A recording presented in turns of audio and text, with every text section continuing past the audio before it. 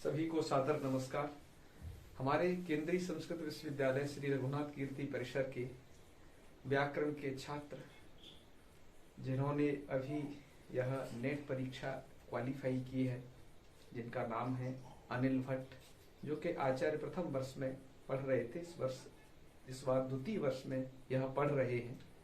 अब हम जानते हैं कि इन्होंने इतने कम समय में कैसे तैयारी की, क्योंकि हमने जो तैयारी कराना इन्हें अप्रैल से आरंभ करवाया था और हम लगभग 4 महीने तक ही तैयारी कर पाए थे। बीच में इनके एग्जाम भी आ गए और इन्होंने प्रथम बार में ही नेट क्वालिफाई किया है यहाँ से। तो हम इनके अनुभवों को जानना चाहेंगे कि आपने इतने कम समय में कैसे तैयारी की।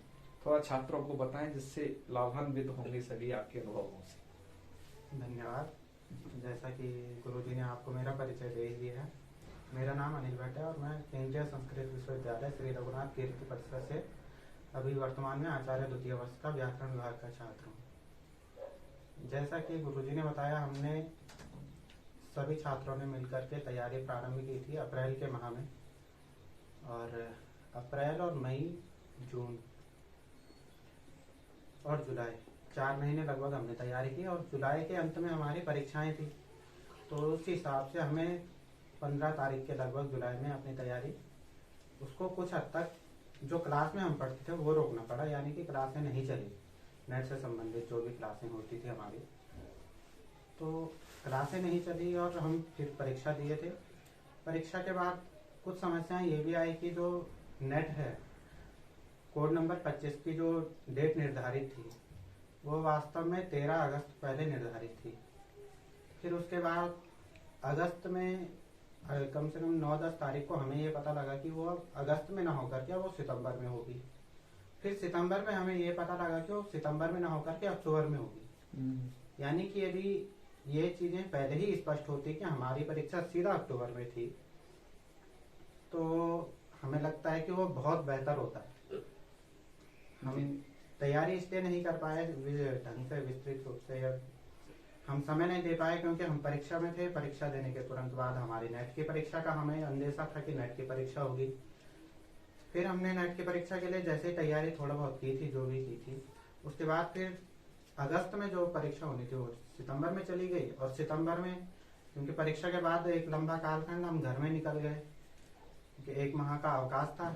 1 माह के अवकाश के लिए तो फिर हम घर चले गए। तो जो ज्यादा तैयारी हमारी की हुई थी और वो बीच में परीक्षा का व्यवधान होने के कारण, फिर बीच में 1 माह का व्यवधान और हो जाने के कारण लगभग थोड़ा ढीली पड़ चुकी थी। फिर जब हम वापसी आए 5 सितंबर को हम वापस आए थे और संभावना थी कि शायद सितंबर में ये परीक्षा हो जाए, कोड नंबर 25 की। लेकिन उस समय CUET के प्रवेश परीक्षाएं इत्यादि चल रही थी, NTA करवाता है, तो उस वजह से वो परीक्षा फिर अक्टूबर में पहुंच गई। अक्टूबर के लिए हमारे पास थोड़ा समय मिल गया था। उस समय क्लास तो नहीं चल पाई थी, लेकिन इतना हम कर दिए थे कि लाइब्रेरी जाते थे और मूल ग्रंथ जो थे उसका जो मूल पाठ्यक्रम लगा था, जैसे ब्रह्म सूत्र के प्रथम अध्याय का प्रथम पाद लगा हुआ था, शांकर भाष्य सहित।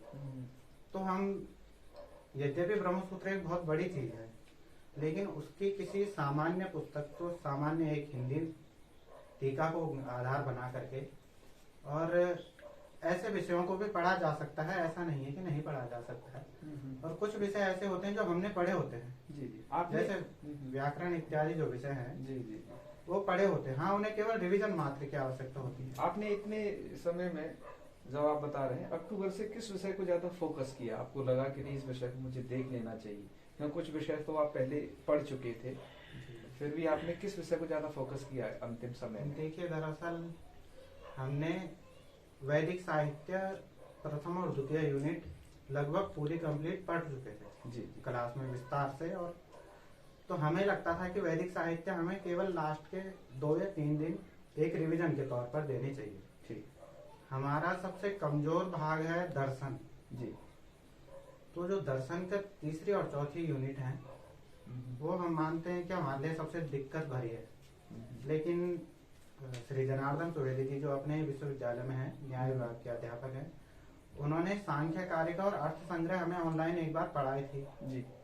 तो सांख्य कारिका और अर्थ संग्रह में वहाँ दिक्कत नहीं है। जी। फिर हमारे पास बचा वेदांत सार, ब्रह्म सूत्र और तर्क भाषा, मतलब दर्शन वाला पोर्शन, पूरा दर्शन वाला जो पोर्शन है लगभग ये बचा था। तो इसमें हम ज्यादा समय भी नहीं दे सकते थे किसी एक विषय को, क्योंकि हम निश्चित नहीं थे कि, क्योंकि जैसा कि नेट की परीक्षा में निश्चित नहीं होता कि इस यूनिट से इतने ही प्रश्न आएंगे, किसी भी यूनिट से कम ज्यादा प्रश्न आ सकते हैं। लेकिन दर्शन में हमने थोड़ा बहुत इतना पढ़ा था कि यदि कुछ सामान्य प्रश्न जैसे आए और उनको हम थोड़ा सॉल्व कर पाए, और ब्रह्मसूत्र इत्यादि को कुछ वीडियो जो नेट पे उपलब्ध थी थोड़ा उसको सहारा बनाया, थोड़ा अपने आप हिंदी पढ़ी, और ऐसे करके ब्रह्मसूत्र और योग सूत्र ये दोनों ग्रंथ लगभग 2 दिन ही लगाए। साहित्य को कैसे पढ़ा, क्योंकि साहित्य तो बहुत कम चल पाया था? जी, साहित्य कम चल पाया था, लेकिन लक्षण ग्रंथ की कुछ ये है कि हमारी रुचि कुछ लक्षण ग्रंथों में थोड़ा पहले से है। और लक्ष्य ग्रंथ हम जब भगवान दास आदर्श संस्कृत महाविद्यालय में ऋषिकुल विद्यापीठ में थे तो लक्ष्य ग्रंथों की तरफ हमारी प्रवृत्ति ज्यादा रही है। अच्छा।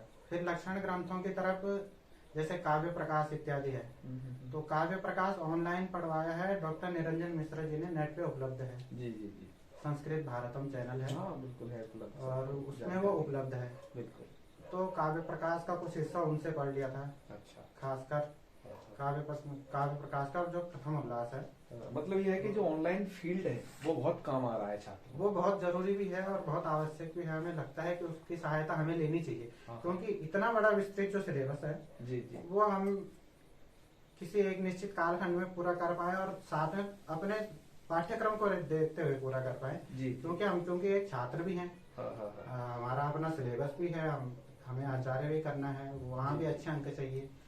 तो हमें उस हिसाब से लगता है कि ऑनलाइन जो भी आपको कहीं भी सामग्री मिलती है, किसी भी चैनल पर मिलती है, वो अच्छी है और उसकी सहायता ली जा सकती है। और सेकंड लास्ट प्रश्न, आपने कौन से विषय को नहीं देख पाया था बहुत ज्यादा और जिसके प्रश्न आपको दिक्कत किया? देखिए, जैसे साहित्य में कुछ विषय, साहित्य में हम जितना पढ़े थे ग्रंथ और ग्रंथों के रचयिता तक तो हमने पढ़ा था, वहाँ कई प्रश्न ऐसे आ गए कि ग्रंथों के टीकाकार एक तरफ दिए हैं, टीकाएं एक तरफ दी हुई है, तो हमें यही पता नहीं चल पाया कि टीकाएं किस ग्रंथ की हैं, टीकाकार कौन से ग्रंथकार है, कौन इनके टीकाकार हो सकते हैं। ये प्रश्न कुछ समस्या खड़ी किए थे। अच्छा। दूसरा, हमें लगता है कि संस्कृत वालों के साथ जो सबसे बड़ी समस्या है वो फर्स्ट पेपर ही है। बिल्कुल बिल्कुल। तो फर्स्ट पेपर के लिए तो हम निश्चित रूप से कहेंगे कि उसकी तैयारी बहुत आवश्यक है।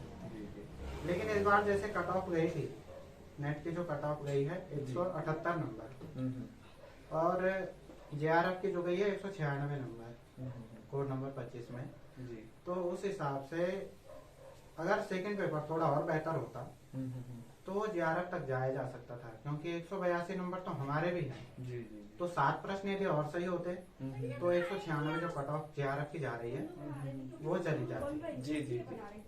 तो इसलिए हमें लगता है कि फर्स्ट पेपर में हमने लगभग नहीं पढ़ा था। अच्छा। थोड़ा बहुत कुछ एक वीडियोस देखी थी जो अलग अलग चैनलों पर उपलब्ध थी जी। अपने परिसर में अथवा अन्य जगह पर जो छात्र हैं जो नई इस परीक्षा में इन्वॉल्व होना चाहते हैं, या फिर कुछ छात्र जिन्होंने परीक्षा में दिया लेकिन अच्छा मार्क नहीं कर पाए, अर्थात वो इस क्राइटेरिया में नहीं आ पाए क्वालिफाई के में, तो उनके लिए आप क्या संदेश देना चाहेंगे? देखिए, हम ये संदेश देना चाहेंगे कि आप अपना जो मूल ग्रंथ है, यानी कि एक गाइड को आधार नहीं बनाना चाहिए। गाइड हमें केवल ये बता सकती है कि ये टॉपिक यहाँ से लेकर के यहाँ तक है। मतलब गाइड मतलब पुस्तक को केवल आधार, पुस्तक जिसको हम पुस्तक कह रहे हैं, यानी कि जो बाजार में कई बार उपलब्ध हो, कोड नंबर 25 से रिलेटेड अलग अलग प्रकाशनों ने अपनी अपनी पुस्तकें छापी हैं जी जी। लेकिन हमें लगता है कि मूल ग्रंथ पढ़ना बेहद आवश्यक हो जाता है, क्योंकि इस बार जो कट ऑफ नीचे गिरी है इतनी, पिछली बार 196 नंबर में नेट था, इस बार 196 में JRF है जी जी। तो कट ऑफ इतना नीचे गिरने का मतलब प्रश्न पत्र का लेवल बहुत हार्ड हो गया था। अच्छा अच्छा। उस दृष्टि से वो जो प्रश्न पूछे गए थे वही बता सकता था जिसने मूल ग्रंथ पढ़े हों जी जी, वो भी टीका सहित पढ़े।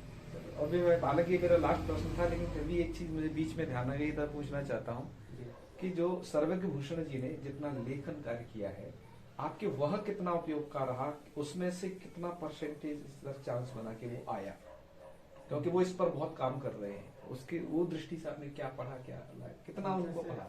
सर्वज्ञ भूषण जी को हमने वैदिक वांग में परीक्षा दृष्टि, जो उनकी एक पुस्तक है, जी। प्रथम 2 यूनिटें लगभग उसी से पढ़ी है। अच्छा। कुछ उपनिषद भाग को छोड़ करके उपनिषद मूल ही पढ़े थे और वैदिक वांग में परीक्षा दृष्टि पढ़ी थी जी। वैदिक वांग में से इस बार प्रश्न थोड़ा कम थे अन्य वर्षों की अपेक्षा, इस बार थोड़ा प्रश्न कम थे, लेकिन जो है वो हमें लगता है कि उपयोगी है, लेकिन वो उसके साथ साथ हमें थोड़ा उसके साथ दूसरे ग्रंथ भी खोलने चाहिए। जब हम वैदिक वांग्मय का इतिहास पढ़ रहे हैं तो उनके ग्रंथों को, उनके जो लिखा हुआ जो पुस्तक है, एक उसको आधार बनाए। 1-2 पुस्तकें थोड़ा जो कपिल देव द्विवेदी जी हैं या बलदेव उपाध्याय जी हैं, जो थोड़ा पुराने लेखक हैं जिन्होंने विस्तार से लिखा है, जी जी, हमें लगता है कि उन ग्रंथों को भी आधार बनाया जाना चाहिए अपने पढ़ते जी। वैदिक साहित्य के अलावा कि आपने उनकी जो पुस्तक है और भी साहित्य में पकड़ी, क्या उसको पढ़ा? जो अतिरिक्त ज्यादा पुस्तकें नहीं पकड़ पाए थे, लेकिन जो आख्याता और प्राख्याता उनकी पुस्तकें, उन्होंने पुराने प्रश्न पत्रों का कुछ संकलन किया है। अच्छा। प्राख्याता में, और प्राख्याता में उत्तर के साथ साथ कुछ अन्य तथ्य भी उससे संबंधित दे दिए गए हैं। जी जी। तो वो थोड़ा बहुत पढ़ पाए थे, विस्तार से नहीं पढ़ पाए थे। अच्छा। तो हमें लगता है कि वो भी बहुत जो पुराने प्रश्न पत्र दिए गए हैं, लेकिन इस बार हमें देखना चाहिए कि इस बार का जो प्रश्न पत्र आया था उसका कुछ जो तरीका था प्रश्न पूछने का वो बदल गया है। इस बार व्याकरण में रूप सिद्धि के में जो सूत्र प्रयोग होते हैं उनका क्रम पूछा गया था, कौन पूर्व क्रम में लगता है, कौन अपर क्रम में लगता है। अच्छा, प्रक्रिया। ठीक। ठीक। तो उसको हमें लगता है कि उसको हमें, यानी कि प्रक्रिया भाग पूरा पढ़ना बहुत आवश्यक हो गया है। अच्छा। जैसे शिवत छाया रूप ही आया था। अच्छा। तो शिवत छाया रूप आया, नृण पाणी रूप आया, 2 प्रश्न आए थे। अच्छा। और एक अंतिम ये भी कहना चाहेंगे कि जब हम प्रश्न पढ़ते हैं तो प्रश्नों को बिल्कुल ढंग से पढ़े, क्योंकि मैं खुद 2 प्रश्न ऐसे गलत करके आया हूँ जिनकी कोई उम्मीद ही नहीं है कि वो गलत हो सकते। परीक्षाओं में ऐसा हो ही जाता है लगभग। तो हमें अपना माइंड थोड़ा स्थिर रखना पड़ेगा परीक्षा देते समय, जो कि हम मतलब ऐसे भयभीत से नहीं होने चाहिए और नॉर्मल से बैठ करके अपना परीक्षा दे, और जो प्रश्न आते हैं उन्हें गलत कम से कम करके ना आए। जो आते हैं वो जब गलत होते हैं तो बहुत पछतावा होता है। चलिए ठीक है, बहुत बहुत शुभकामनाएं आपको। धन्यवाद। अग्रिम में आप JRF पाएं, ये शुभकामनाएं। और ठीक है, आपको पुनः पुनः नमस्कार सभी को। हर हर महादेव।